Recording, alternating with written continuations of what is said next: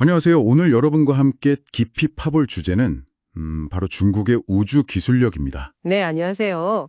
저희가 받은 자료들을 보면 미국 국가정보국 DNI 보고서도 있고 여러 기사들이 있는데요.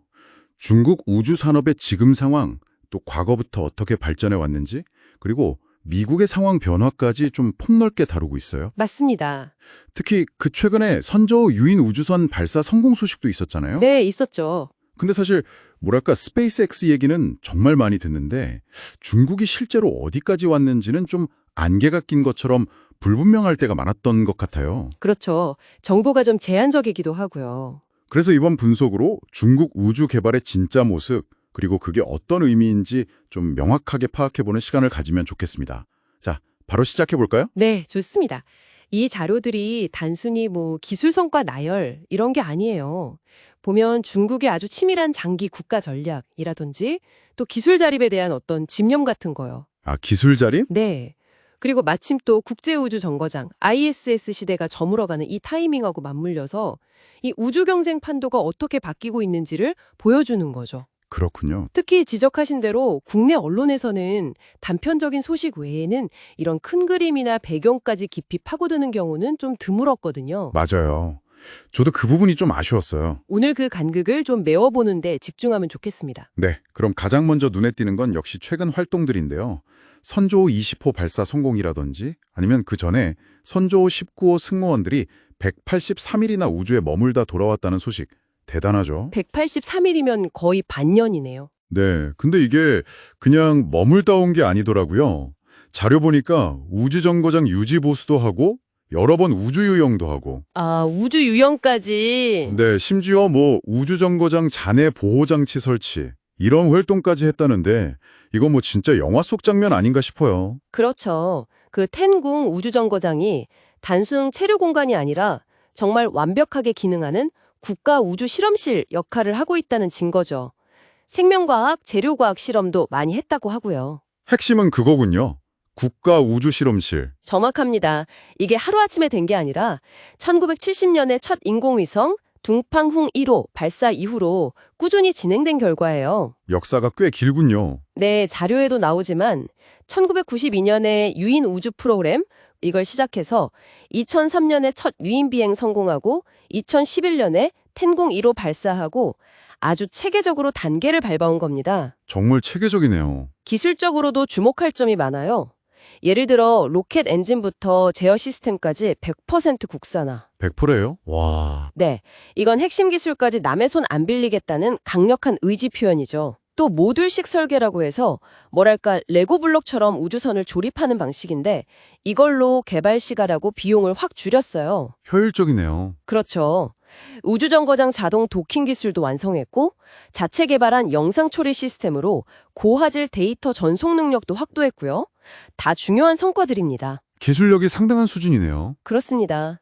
그리고 또 하나 파키스탄 우주비행사 훈련 협정 같은 걸 보면 국제 협력을 통해서 자국의 기술 표준을 확산하려는 그런 전략적인 움직임도 보여요. 아, 다른 나라들과의 협력까지. 네, 그래서 2030년 유인 좌잉탈탄 목표를 딱 설정한 건 이제 미국 따라가는 게 아니라 미국과 어깨를 나란히 하겠다 이런 자신감의 표현으로 읽히는 거죠. 확실히 그런 분석에 설득력이 있네요. 자, 그런데 이렇게 무섭게 치고 나가는 중국하고 비교하면 미국의 상황은 좀 다른 이야기가 펼쳐지고 있는 것 같아요. 네, 좀 대조적이죠.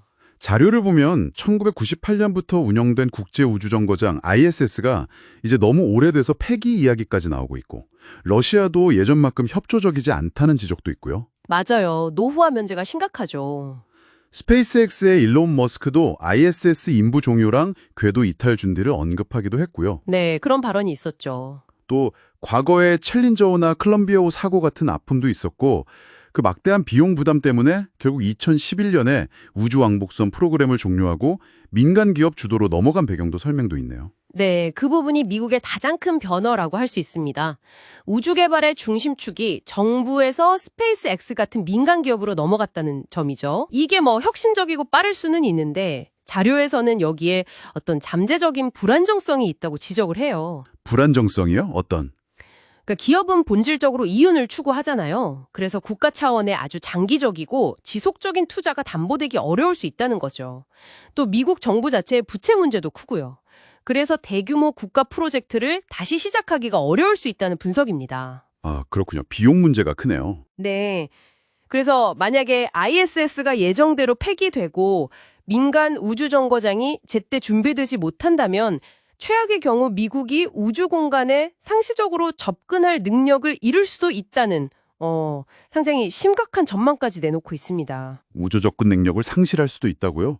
그건 정말 큰 문제인데요. 그렇죠. 이건 단순한 기술 경쟁을 넘어서는 어떤 지정학적인 무게추가 흔들릴 수도 있는 그런 문제입니다. 자, 정리를 좀 해보면 오늘 살펴본 자료들은 국가가 주도해서 차근차근 기술 자립을 이루고 달까지 바라보는 중국, 네. 그리고 비용 문제나 정책 변화 때문에 민간의 주도권을 넘기면서 ISS 이후의 시대를 고민하는 미국의 대조적인 상황을 아주 극명하게 보여주는 것 같습니다. 맞습니다. 그렇다면 이 모든 변화가 지금 이 이야기를 듣고 계신 여러분에게는 어떤 의미일까요?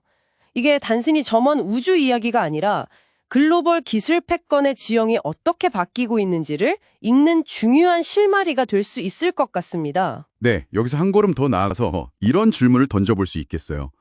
중국은 2030년 유인 달 착륙을 공언하면서 국제 파트너를 계속 늘려가고 있고, 반면에 미국은 상업적인 우주 개발에 좀 더 기대면서 ISS 시대를 마무리하고 있습니다. 그렇죠. 그럼 앞으로 한 10년 동안 우리는 어떤 새로운 형태의 우주 경쟁 혹은 예상치 못한 협력 구도를 보게 될까요? 그리고 그 결과가 우리 지구상의 기술 리더십이나 국제 관계에 어떤 파장을 미칠지 이건 계속해서 주목하고 고민해 볼 가치가 충분하다고 생각합니다.